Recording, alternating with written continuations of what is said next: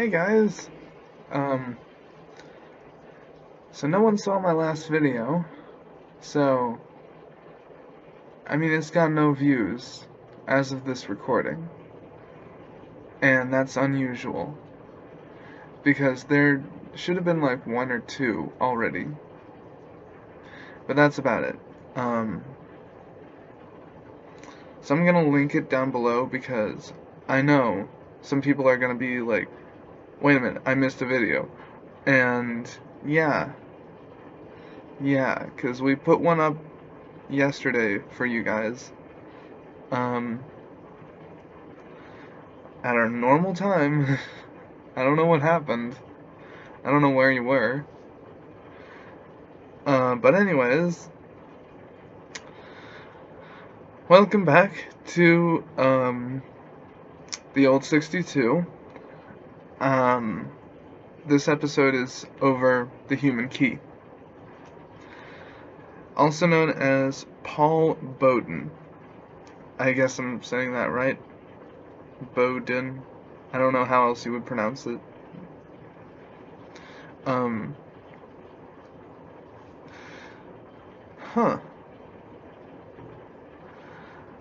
The people who created this character, there are some names I'm very familiar with. Bill Finger and Jim Mooney. So, they've made a lot of characters, and I love their work. So, that's a good sign, because a lot of these characters, the majority of them, were made by no-name creators. Like, you will read their name and not know, like, the slightest idea who they are. Most of the creators of the characters on the list. So, I'm just surprised because it is two names that I'm very familiar with instead of like just one or neither.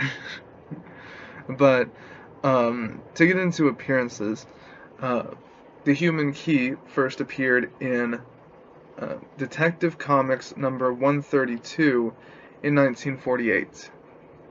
And it doesn't say when he last appeared, so let me just go down to related. It says 2 appearances. The other appearance is the Essential Batman Encyclopedia, which came out in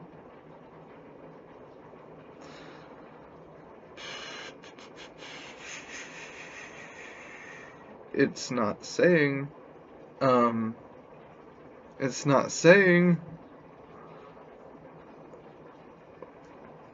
Well, I don't know.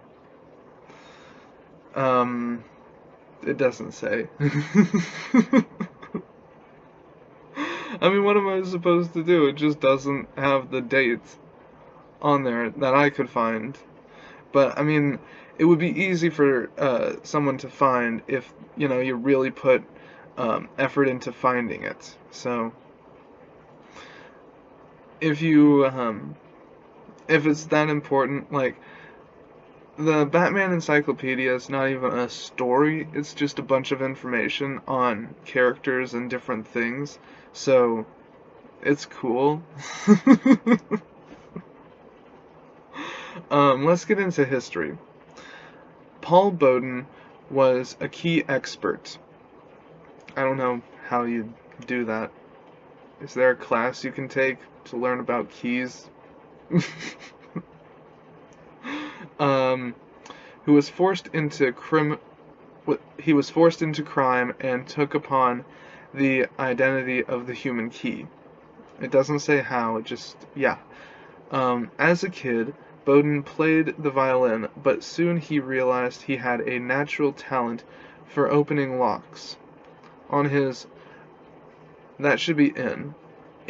adult years, he became a successful escape artist, but retired from the business to take care of his only daughter, who was never given a name. On a certain occasion, Batman approached Bowden to learn some tricks in safe cracking. Shouldn't he have done time for being a... I guess he was like a professional escape artist, you know, like a stuntman, not like a criminal yet. Sometime later, a new villain appeared in Gotham under the name of the Human Key. Batman and Robin confronted the criminal, but during their various encounters they realized that Key was leaving subtle clues behind him. This led to the eventual capture of the criminals, part of the Key's gang. Oh, so it was a henchman of the Human Key. And the revelation that the Human Key was in fact Bowden. He had been forced into becoming Key to save his daughter's life, who had been kidnapped by the criminals. Do they mean the henchmen? So it was like a play. They were putting on a show for Batman. I guess.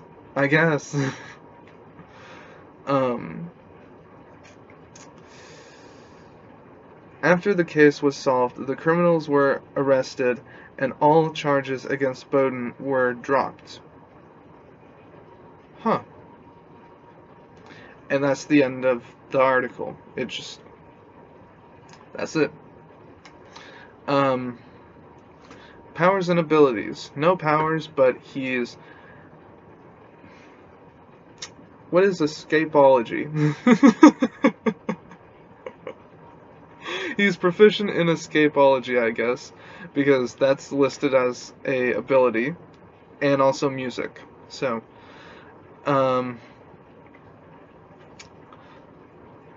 also, he's got a bunch of keys and locks attached to the front of his costume, and, like, how heavy would that be? I mean, some of those locks look, like, really big. So, anyways, I had fun with this one, so I hope you guys did too. The idea would pose, like, a lot of questions, and nowadays it would be, I think, a more interesting story than it was in this. But I really like the idea, and no, I think the story was pretty good. The article is a good story, but yeah. If you want to go down that rabbit hole to try to figure out when the Batman Encyclopedia came out, I'm linking his article, of course, and from there you can go to his appearances category, and you can go to the article for the Batman Encyclopedia, and from there you can try to find it. Try to find, like, when it came out. It doesn't say on that article, but once you find the article of the book, then you have a point of reference to, like, know what you're looking for. So, I will link his article, so that if you want to go down that rabbit hole, you can.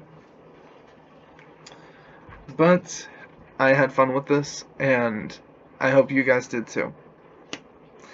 And who do we have for tomorrow? It's a good question.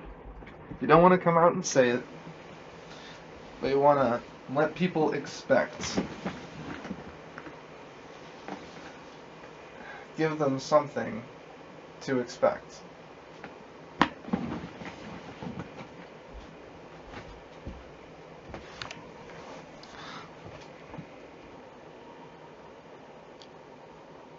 I don't know how else to say it.